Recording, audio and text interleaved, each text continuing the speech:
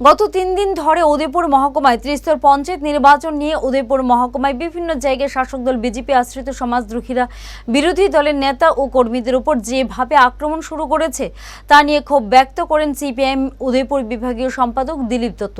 তিনি বলেন, সন্ত্রাস করে শাসক দল বিজেপি ক্ষমতায় আসার জন্য মরিয়া হয়ে বিরোধী দলের নেতা কর্মীদের উপর আক্রমণ শুরু করেছে, আর এতে বোঝা যায় বিজেপির পায়ের তলার মাটি নেই।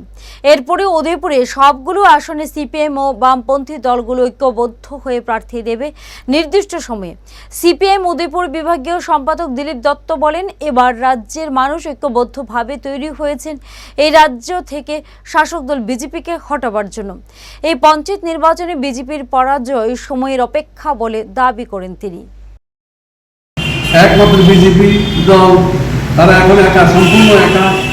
বিজেপি বিরোধী যত রাজনৈতিক দল আছে, বিজেপি বিরোধী যত সম্পূর্ণ মানুষ আছেন, বিজেপির মধ্যেও যারা বিজেপির যে সমস্ত সন্ত্রাস লুটপাট এ সমস্ত সমর্থন করেন না, এইসব মিলে প্রায় সমস্ত অংশের জনগণ আজকে ঐক্যবদ্ধ পঞ্চায়েত নির্বাচন। এটি আমাদের সুযোগ।